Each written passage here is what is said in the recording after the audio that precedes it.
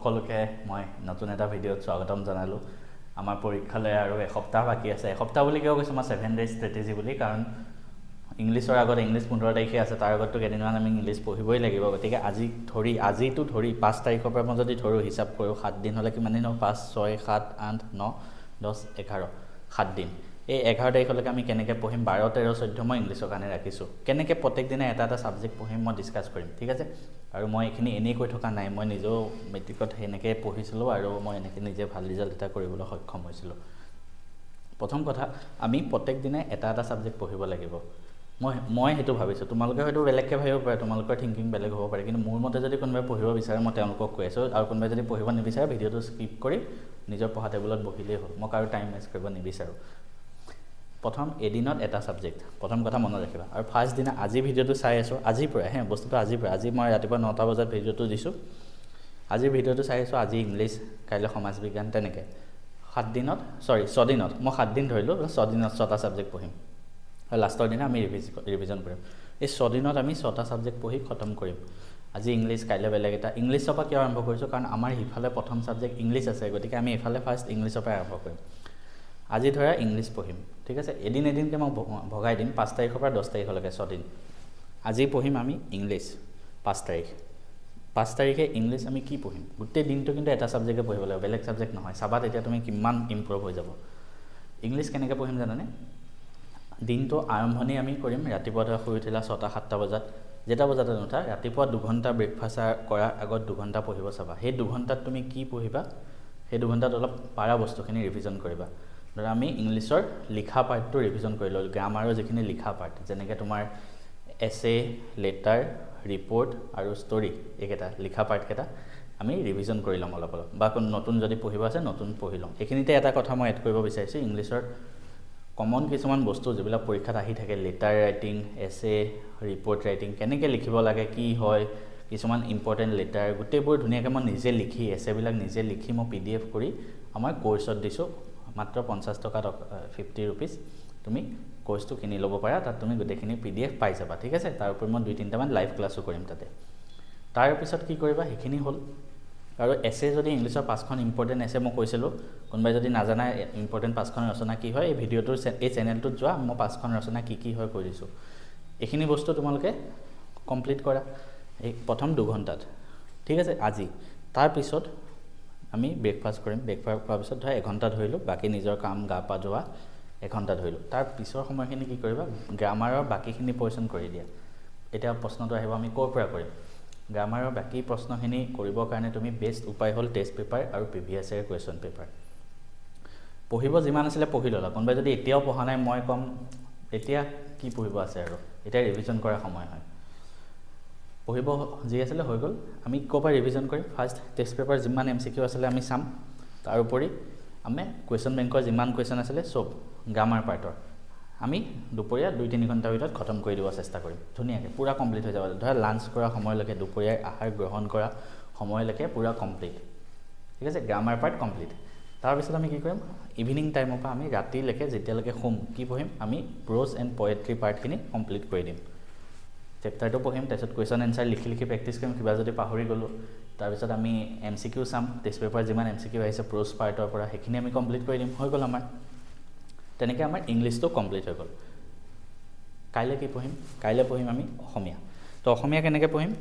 same টাইপত পঢ়িবা অসমীয়া ৰাতিপুৱা 2 ঘণ্টাৰ ভিতৰত আমি লিখা পাৰ্টটো কমপ্লিট কৰি দিম গ্ৰামাৰৰ অসমীয়াত ভাব সম্প্ৰসাৰণ আবেদন প্ৰতিবেদন আৰু কি আছিল ৰচনা অসমীয়া ৰচনা ইম্পৰ্টেন্ট কি হয় মই আকৌ কৈছো মই দিছিলো এদিনা সেই 5খন ৰচনা চাই যাবা মই ভিডিও এটা দিছো তোমালোকে চেনেলত গৈ তলত গৈ চাবা ভিডিওটো পাই যাবা এখিনি কমপ্লিট কৰিম তাৰ পিছত অসমীয়াৰ সেম আমি গ্ৰামাৰ পাৰ্টটো দিনত কমপ্লিট কৰি দিম আৰু সন্ধিয়াৰ পৰা আমি অসমীয়া প্ৰোজ এণ্ড পোয়েট্ৰি যিখিনি পাৰ্ট আছে গদ্য আৰু পদ্য গোটেইখিনি আমি সন্ধিয়া ৰিভিজন কৰি কমপ্লিট কৰি দিম অসমীয়াখিনি ৰিভিজন কৰোতে অলপ বেছি লিখি থাকিবলৈ এটা যেহেতু সময় নাই লিখি থাকিবলৈ সময় নাই গতিকে আমি গোটেই কোৱেশ্চনখিনি চাব লাগিব এদিনতে কেনেকৈ চাম ওপৰৰ পৰা চাই যাবা আৰু কোনটো মনত আছে ধৰা কোৱেশ্চনটো চালা এবাৰ তাৰপিছত বহিখন জপাবা নিজে মনত পেলাবা মোৰ এটো বস্তু মনত আছে নাই এটো আছে নাই তাৰপিছত আকৌ নিজৰ মনত পেলোৱাটো হেতু লগত মিলিছে নাই যিমান সোনকালে পাৰি কমপ্লিট কৰি দিবা নেক্সট দিনা আমি কি পঢ়িম এটা সাবজেক্ট নেক্সট আকৌ ললো ধৰা সায়েন্স তাৰ পিছ 3 নম্বৰ দিনা আমি সায়েন্স পঢ়িম কেনেকৈ পঢ়িম সায়েন্সৰ কাৰণে তোমালোকে ভাগ কৰি লবা কি আছে সায়েন্সত বায়োলজি ফিজিক্স কেমিষ্ট্ৰি আৰু এনভাইৰনমেণ্ট ৰাতিপুৱা সময়কণত বায়োলজি পঢ়িবা কাৰণ মনত বেছিকৈ ৰ'ব বায়োলজি ৰাতিপুৱা সময়কণত পঢ়িলা ধৰা ঠিক আছে বায়োলজি কেনেকৈ পঢ়িবা চেপ্টাৰটো পঢ়া তাৰপিছত MCQ বিলাক সলভ কৰা তাৰপিছত কুৱেশ্যন বিলাক সলভ কৰা বেষ্ট উপায় হ'ল test paper and previous year question paper কিন্তু সবতকৈ বেছি ইম্পৰ্টেঞ্চ দিবা কিতাপত থকা প্ৰশ্ন উত্তৰ কিতাপত যিমান প্ৰশ্ন আছে আগত সেইখিনি কমপ্লিট কৰা তাৰ পিছতে বেলেগত যাবা প্ৰত্যেকটো সাবজেক্টৰ ক্ষেত্ৰতে হেতু খাতে প্ৰথম বায়োলজিখিনি কমপ্লিট কৰিলা নেক্সট তুমি ব্ৰেকফাষ্ট কৰিলা তাৰপিছত ধৰা ব্ৰেকফাষ্ট কৰাৰ পৰা দুপৰীয়া লাঞ্চলৈকে তুমি কমপ্লিট কৰিলা ফিজিক্স পাৰ্টটো মনত ৰাখিবা নিউমেৰিকেল আহিব পোহৰ পাতটো হওক বিদ্যুৎ পাতটো হওক এইবিলাকৰ অংক বেছি আহিব চকু পাতটোৰ চকুৰ ছবিটোৰ উপৰি অংক কিছুমান আহিব তো সেইখিনি তোমালোকে প্ৰেক্টিছ কৰিব লাগিব টেষ্ট পেপাৰত বহুত নতুন প্ৰশ্ন আহিছে সেইখিনি সলভ কৰা সেই দুপৰীয়া 3-4 ঘণ্টাৰ ভিতৰত ফিজিক্স পাৰ্টটো কমপ্লিট কৰিব চেষ্টা কৰা আৰু সন্ধিয়াৰ পৰা কি পঢ়িবা কেমিষ্ট্ৰি আৰু এনভাইৰনমেণ্ট যি আছে সন্ধিয়া কমপ্লিট কৰি দিয়া একেবাৰতে ফাৰ্ষ্ট চেপ্টাৰ কেইটা পঢ়ি লোৱা তাৰপিছত পাতত থকা প্ৰশ্ন তাৰপিছত পঢ়িবা টেষ্ট পেপাৰৰ প্ৰশ্ন তাৰপিছত কুৱেশ্যন বেংক সেনেকৈ গোটেইখিনি কমপ্লিট কৰি দিয়া সায়েন্স এটা দিনত ঠিক আছে ৰিভিজন খালি মই পঢ়িবলৈ নতুনকৈ বস্তু পঢ়িব কোৱা নাই প্ৰত্যেকটো সাবজেক্ট ৰিভিজন কৰিব কৈ আছোঁ সায়েন্সৰ ক্ষেত্ৰত দুটামান কথা কওঁ প্ৰথম কথা সায়েন্সৰ টেষ্ট পেপাৰত যিমান MCQ আহিছে বেছিভাগ ডিষ্ট্ৰিক্টৰ 20খনমান ডিষ্ট্ৰিক্টৰ মই ভিডিঅ' বনোৱা আছে এই চেনেলটো ধুনীয়াকৈ তলত যোৱা এসপ্তাহমান আগত মই প্ৰত্যেকটো পাৰ্টৰ ফিজিক্সৰ এদিন কেমিষ্ট্ৰি এদিন বায়োলজি এদিন এনভাইৰনমেণ্টৰ এদিন গোটেইবিলাক MCQ মই তোমালোকক দি দিছোঁ টেষ্ট পেপাৰ এইবাৰ আহা গোটেইখিনি চাই যোৱা তাৰ পৰাও কিন্তু পৰীক্ষাত আহিবই বহুত কনচেপ্ট তাৰ পৰা তোমালোকৰ ক্লিয়াৰ হৈ যাব তো তেনেকৈ সায়েন্সটো চোৱা তাৰোপৰি মই সায়েন্সৰ কিছুমান ইম্পৰ্টেণ্ট লং কুৱেশ্যনো দিছোঁ সেইটোও মই দুদিনমান আগত ভিডিঅ'টো দিছোঁ এই চেনেলটোত তুমি সায়েন্সৰ কাৰণে গোটেইখিনি সমল পাই যাবা আৰু এইখিনি কষ্ট কৰিছিলোঁ মই বহুত এইখিনি ভিডিঅ' বনাওঁতে আই হোপ পৰীক্ষাত তাৰ পৰা আহিব গতিকে তোমালোকেও চাই যোৱা পৰীক্ষাত তাৰ পৰা আহিব মই 3 দিন 4 দিন ৰাতি নোখোৱাকৈ এই ভিডিঅ'খিনি বনাইছোঁ তো তোমালোকে ভালকৈ সেইখিনি পঢ়া হৈ গ'ল 3টা ছাবজেক্ট নেক্সট আমি যাম এডভান্স মেথছটো আগত কমপ্লিট কৰি ল'বা এডভান্স মেথছৰ তেনেকৈ এদিনত তুমি কমপ্লিট পঢ়ি দিয়া ধৰা ৰাতিপুৱা টাৰ্গেট কৰিবা ধৰা মই এক্সাম্পল দিছোঁ ধৰা 10টা চেপ্টাৰ ৰাতিপুৱা 2টা কৰিলা দিনটোৰ ভিতৰত কৰিলা বাকী 6-7টামান আৰু সন্ধিয়া 2-3টা কৰা তেনেকৈ গোটেই চেপ্টাৰকেইটা কমপ্লিট কৰি দিয়া ঠিক আছে আৰু এডভান্স মেথছৰ কাৰণে বহুতে কমন লাগে বুলি কৈ আছে এডভান্স মেথছৰ কমন মই নিদিওঁ কাৰণ এডভান্স মেথছ লয় কোনে পাৰে মেথছটো আৰু এইবিলাকত কমন দি কি লাভ কোৱাচোন নিজে প্ৰেক্টিছ কৰা কিতাপৰ বস্তুখিনি চোৱা তাত কমন চাই লাভেই নাই এডভান্সত মই সঁচাই কৈ আছোঁ আৰু এডভান্সত 100 পোৱাটো ইজি হয় বহুতে ভাবে এডভান্সত 100 নাপায় মই নিজে 99 পাইছিলোঁ আৰু মই লাইফত অকল এগৰাকী ষ্টুডেণ্টকে মই অফলাইন টিউশ্যন কৰি আছোঁ তাই এডভান্সত 100 পাইছিল ভিডিঅ' আছে মই ডেছক্ৰিপশ্যনত বাৰু নিদিওঁ তোমালোকে আমাৰ চেনেলত গৈ প্লেলিষ্টত যাবা টপাৰ্ছ এটা ছিৰিজ আছে তাত চাব পাৰিবা তাই এডভান্সত 100 পাইছিলে চবেই পাব পাৰে কি ডাঙৰ কথা চবেই ভালকৈ পঢ়িবা তেনেকৈ এডভান্স ঠিক তেনেকৈ মেথছো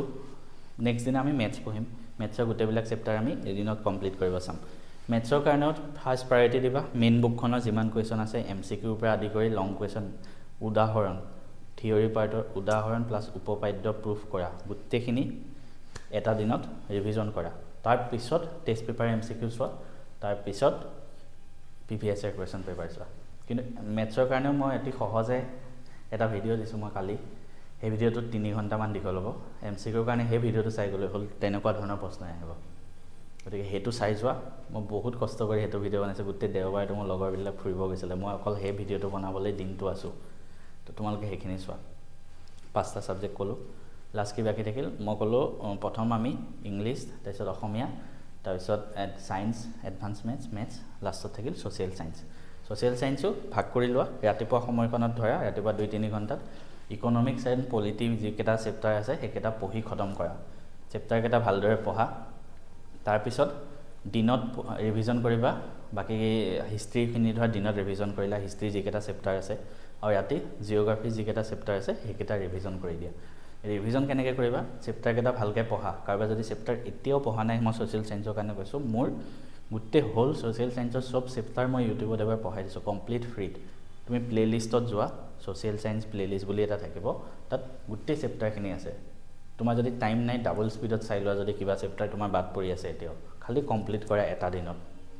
তাৰোপৰি আমি MCQ সলভ কৰিব লাগিব ছ'চিয়েল চায়েন্সৰ তো MCQ ক'ৰ পৰা কৰিবা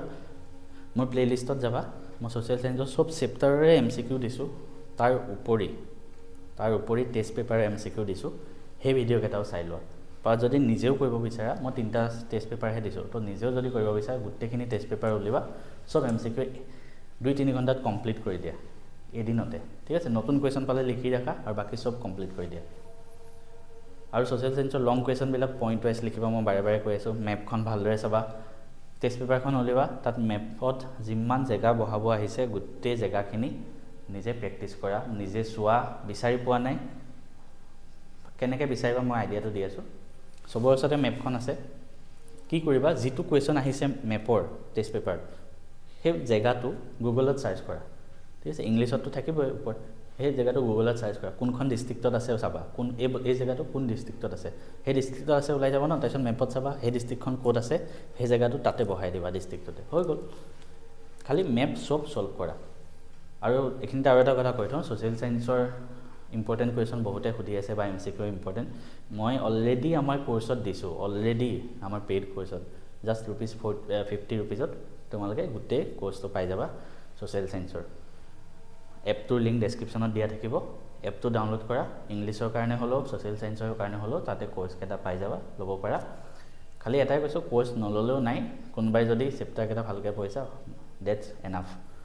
পাৰিবা এই কুৱেশ্যন সলভ কৰিবলৈ মই ইয়াত প্ৰমোশ্যন কৰিবলৈ অহা নাই এতিয়া ভিডিঅ'টো কাটি দিব পাৰা যাৰ পঢ়িব আছে এটা কথাই লাষ্ট কওঁ মোক একো পইচা নালাগে একো ভিউ নালাগে একো ছাবস্ক্ৰাইবাৰ নালাগে মই ইমানখিনি কষ্ট কৰি তোমালোকৰ কাৰণে ভিডিঅ' বনাই আছোঁ জাষ্ট বিকজ মই তোমালোকক ভাল পাওঁ মোৰ ভিডিঅ' বনাই ভাল লাগে সেইটো কাৰণে বহুত ইউটিউবাৰ বা ছাবস্ক্ৰাইব কিবা চেনেলে মোক বেয়া পাব পাৰে সেইদিনাও বোলে কোনোবা এটা চেনেলে এপত মোৰ কথা কিবা বেয়াকৈ কৈছে বাট এটাই কথা কওঁ সদায় আই ডোণ্ট কেয়াৰ মই কাকো খাতিৰে নকৰোঁ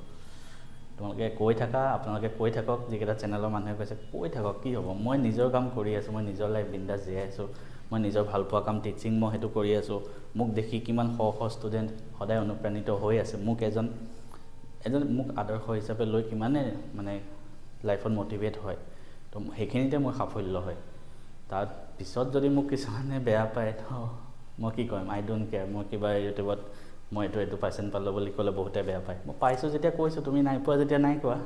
সেইটোৱে কথা মই পাইছোঁ যেতিয়া কৈছোঁ তুমি পোৱা হ'লে তুমি ক'লা হয় ঠিক আছে তো সেইটোৱে এইখিনি ক'ব আছিলে এইবিলাক বস্তু পিছত ক'ম পৰীক্ষা গৈ লওক চব কথা ক'ম বাই বাই